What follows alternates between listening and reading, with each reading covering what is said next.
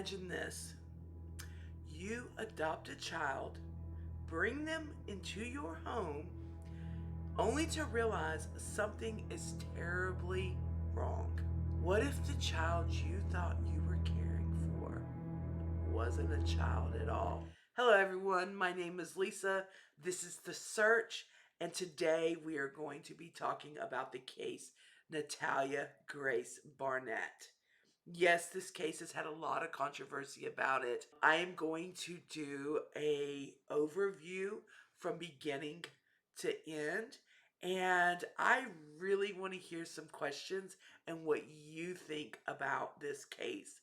It really is something, and I want to hear it. I want to discuss it deeper. So I really want to see what people really need to know, what they're like really curious about, and what we can do to really see, is it what it seems, or just what exactly are we getting into? So I'm ready. I know a lot of people have discussed this, but I haven't. So let's get into it, guys. So, like I said, this story is about Natalia Grace Barnett, an adoption case that spiraled into chaos, a tale so shocking that even almost an impossible to believe.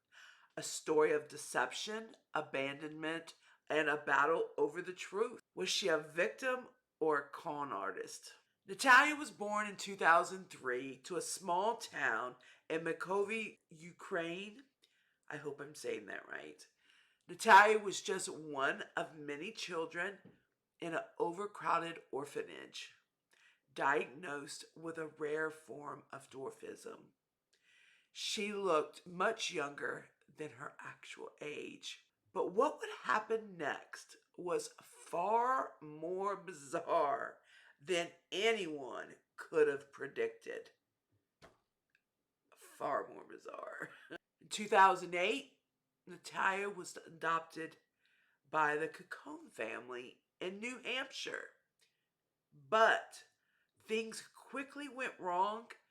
She was returned to the system just 2 years later and was cited for behavioral issues, leaving the world to wonder what was happening. Because remember, guys, she's born with dwarfism. Of course, she's going to go through a lot, but really, I mean, for her age, how much trouble was she?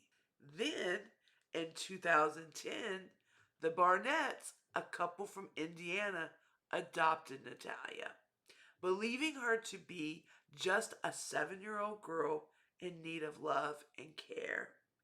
Little did they know their lives would never be the same again. There started being like a growing suspicion. Over the months that followed, Natalia's behavior began to raise serious concerns. The Barnetts noticed something strange, something like off about her. She had had the body of an adult, the voice of an adult, and the level of maturity that didn't match the age. And when I say that, I talk about like she had her cycle, she had hair in all the places you would as a young lady. Her voice would change. So there was just things that were not age appropriate happening to her. Not to mention there had been behavioral issues in the past. Things were just not adding up. They became convinced that they had adopted was not a child, but an adult. They believed she was 22 years old, pretending to be a child to scam them. And so, guess what they did? They, in 2011, when I kind of make that like little laugh sound, it's because this is like mind blowing to me, okay? It just seems like there's different ways to go about these things. And that's what I'm interested about diving into. And so in 2011, they did something that would forever change the course of her life. They went to the courts and had her legal age changed. So now her birth year is officially changed from 2003 to 1989. Y'all, that's a big difference, okay? This made her legally 22 years old. Which also means, guys, remember now, they're not responsible for her. She's an adult. But then the unthinkable happens. It keeps going, guys. In 2013, the Barnetts abandoned Natalia in an apartment in Lafayette, Indiana.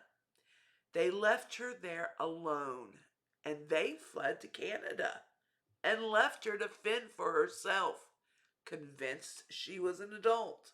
Imagine being abandoned, left behind by the people who were supposed to love and care for you.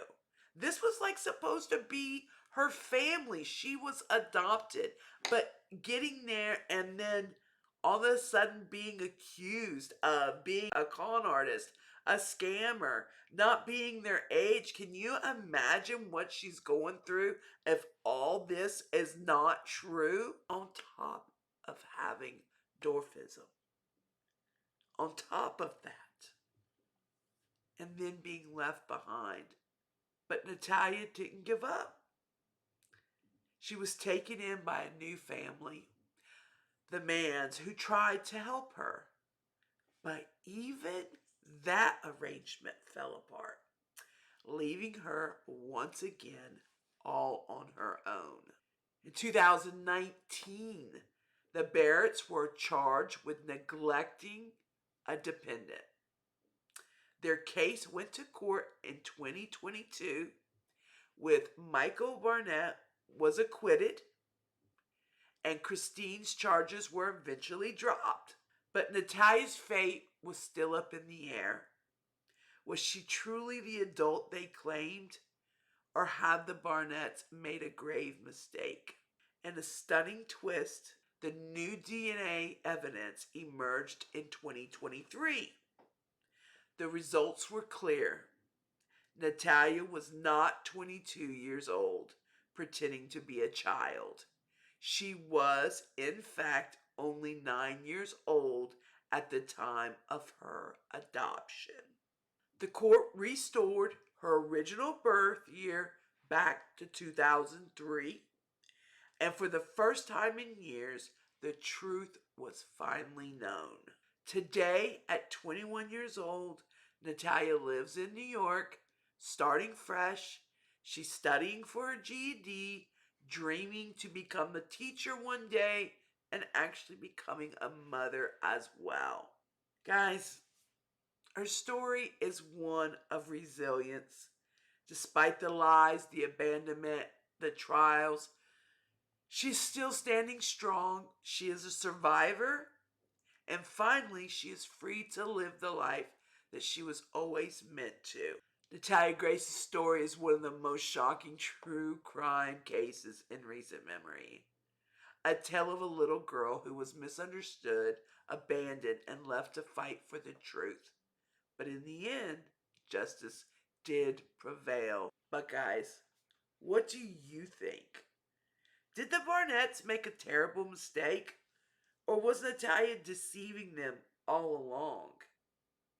Is she this survivor? Did she overcome all her obstacles, being she was only a child with having dwarfism as well? She couldn't seem to have a family to really stick with her, so she did it by herself, which being a child is very, very heroic. It's like so, like, to me, jaw-dropping. I've looked into this case and I said I want to do a good overview of it, but I want to hear what the community and people that watch me and the kind of cases that we go over, I want to hear what you guys think. Did the Barnetts, like I said, make a terrible mistake? Was Natalie deceiving them all along?